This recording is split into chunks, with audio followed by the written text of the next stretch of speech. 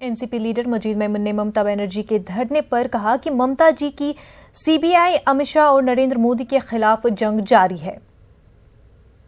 एक शेरनी की तरह, और उसने जब एक कमर कस ली है तो अमित शाह और नरेंद्र मोदी जी के इशारों पर नाचने वाली सीबीआई या इस किस्म की सेंट्रल एजेंसीज जो हैं उनके खिलाफ एक पूरी तरह से जंग जारी है। और ममता जी से विरोधी पक्ष के लगभग सभी नेताओं ने ये संदेश दे दिया है, शरद पवार साहब से लेकर तो कनी मुई तक सब ने ये मैसेज दे दिया है कि वो हम सब उनके साथ पीछे खड़े हैं।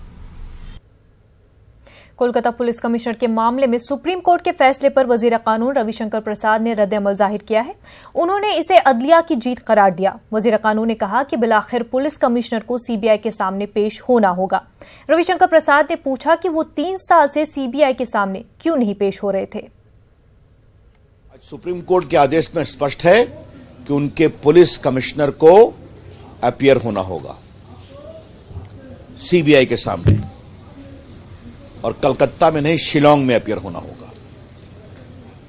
यह बहुत ही ईमानदार जांच के लिए बहुत ही उचित आदेश माननीय उच्चतम न्यायालय का है, ताकि इस पूरे इन्वेस्टिगेशन को राजनीति के दबाव से मुक्त किया जाए।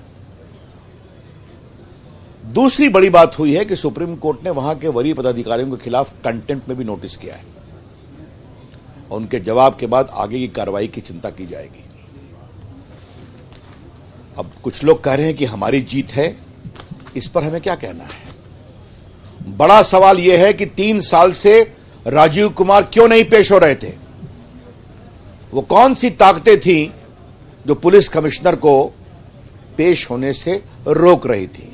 और जो ममता जी अपने बड़े बड़े नेताओं की गिरफ्तारी पर चुप रहती हैं, पुलिस कमिश्नर के साथ धरने पर बैठती हैं। इसका मतलब है राजदार या तो बहुत जानते हैं या एविडेंस को मैनिपुलेट और डिस्ट्रॉय किया गया है।